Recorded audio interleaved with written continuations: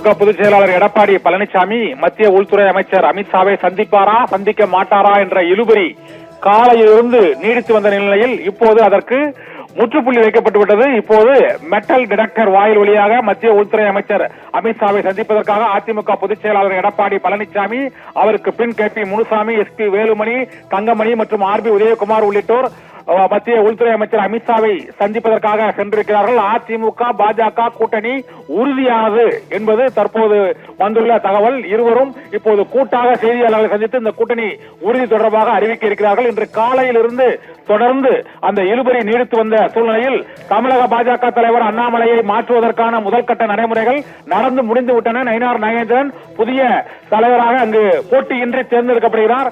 அந்த நடைமுறைகள் நிறைவடைந்த சூழ்நிலையில் இப்போது அதிமுக பொதுச் செயலாளர் எடப்பாடி பழனிசாமி கிண்டியில் உள்ள ITC ஹோட்டலில் அமித்ஷாவை சந்திப்பதற்காக உள்ளே சென்று விட்டார். இன்னும் சற்று நேரத்தில் அமித்ஷாவின் செய்தியாளர் சந்திப்பு நடைபெற இருக்கிறது. இன்று காலையிலிருந்தே தேசிய ஜனநாயக கூட்டணி கட்சி தலைவர்களின் செய்தியாளர் சந்திப்பு என்ற பிளக்ஸ் போர்டு அகற்றப்பட்டு பாஜக செய்தியாளர் சந்திப்பு என்று அறிவிக்கப்பட்டிருந்தது. அதன் பின்னர் அமித்ஷாவின் படம் மட்டும் வைக்கப்பட்டு செய்தியாளர் சந்திப்பு என்று வைக்கப்பட்டிருந்தது. இந்த சூழ்நிலையில் EPS அமித்ஷாவை சந்திப்பாரா மாட்டாரா என்ற பல்வேறு தகவல்கள் இழுபறி நீடித்த நிலையில் இப்போது அதிமுக பொதுச் செயலாளர் எடப்பாடி பழனிசாமி அவரது படை பரிவாரங்களுடன் உள்துறை அமைச்சர் அமித்ஷாவை சந்திப்பதற்கு உள்ளே சென்று விட்டார். இன்னும் சற்று நேரத்தில் அவர்கள் ஒரு அரை மணி நேரம் அல்லது 40 நிமிடங்கள் ஆலோசனை நடத்தப்படலாம். இதில் பாரதிய ஜனதா கட்சி அதிமுகவுக்கு புதிய நிபந்தனைகளை கூட விதிக்கலாம் என்று எதிர்பார்க்கப்படுகிறது. இந்த நிபந்தனைகள் விதிப்பு மற்றும் இரு தரப்பிலும் பேசி ஒப்பந்தங்கள் ஏற்பட்ட பின்னர்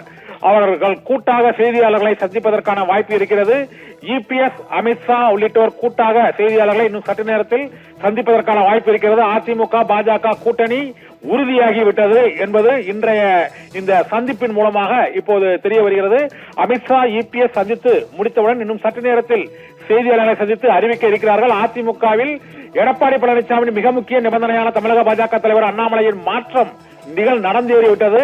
இப்போது தமிழக பாஜகவின் புதிய தலைவராக நயினார் நாகேந்திரன் போட்டியின்றி தேர்வாகிறார். நாளை மாலை ஸ்ரீவாரு மண்டபத்தில் வானகரத்தில் அந்த அறிவிப்பு விழா நடைபெற இருக்கிறது.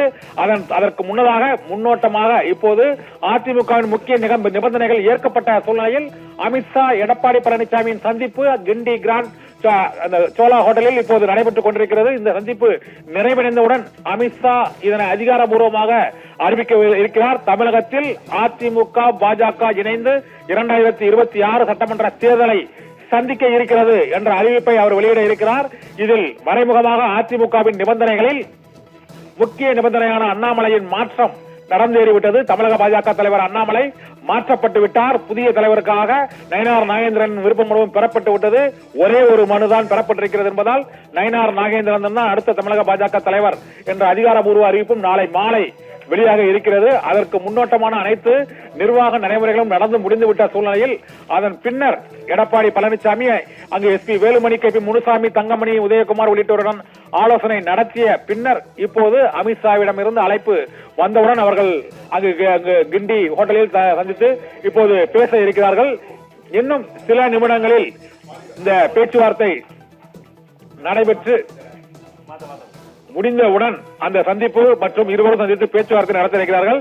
இதன் பின்னர் இருதரப்பிலும் அந்த பேச்சுவார்த்தைக்கான முக்கிய அம்சங்கள் என்னென்ன என்பது தொடர்பாக அமித்ஷாவும் எடப்பாடி பழனிசாமியும் கூட்டாக சந்திப்பார் என எதிர்பார்க்க